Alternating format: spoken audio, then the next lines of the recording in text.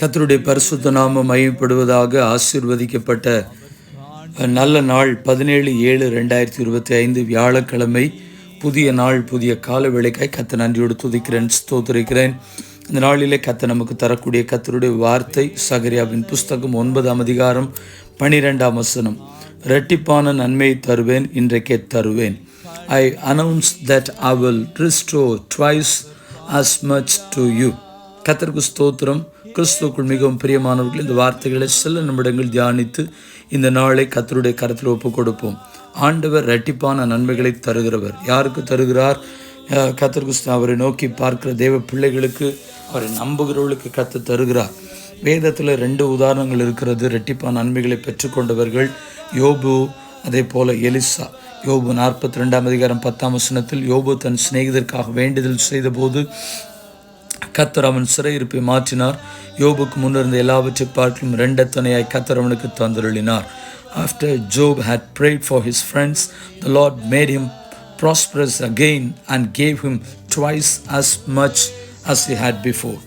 கர்த்தருக்கு ஸ்தோத்திரம். அவன் தன்னுடைய சிறையிருப்பிலும் தன்னுடைய நண்பர்களுக்காய் ஜெபித்ததை கர்த்தர் கேட்டு அவனுடைய சிறையிருப்பை மாற்றி 2 மடங்கு ஆசீர்வாதங்களை கர்த்தர் அவனுக்கு கொடுத்ததை குறித்து வேதத்தில் வாசிக்க முடிகிறது. 2 ராஜாக்கள் 2ஆம் அதிகாரம் 9ஆம் வசனத்தை எலிசாவை குறித்து பார்க்கும் பொழுது மூத்த ஊழியக்காரராகிய எலியாவை கர்த்தர் பரலோகத்தில் எடுத்துக்கொள்ளப்படுகிறதான வேலை வருகிறது. அந்த தேவ மனுஷன் தன்னுடைய உடன் ஊழியக்காரனாக இளம் ஊழியக்காரனாக எலிசாவை பார்த்து, கர்த்தர் என்னை எடுத்துக்கொள்ளப்படுகிறதான் நேரம் வருகிறது, நீ விரும்புகிறதை கேள் என்று சொல்லி கேட்கிறான். அவர்கள் அக்கறைப்பட்ட பின்பு எலியா எலிசாவை நோக்கி, நான் உன்னிட்டு எடுத்துக்கொள்ளப்படும் முன்னே நான் உனக்கு செய்ய வேண்டியது என்ன, கேள் என்றான். அதற்கு எலிசா, உம்மிடத்துள்ள ஆவியின் வரம் எனக்கு இரட்டிப்பாய் கிடைக்க வேண்டும் என்று வேண்டுகிறேன் என்று சொன்னான்.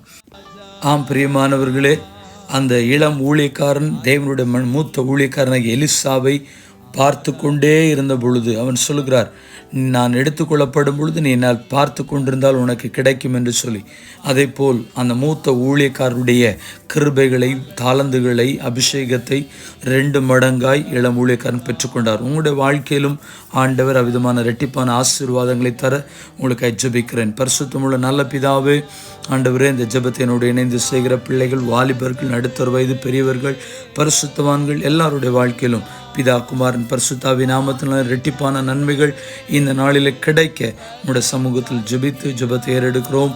எங்கள் பரிசுத்தமுள்ள நல்ல பிதாவே, ஆமென். வாழ்த்துக்களுடன் ஜெபங்களுடன் பாஸ்டர் ஜெபதாஸ். வாட்ஸ்அப் 934-535-3730. ஏமான்.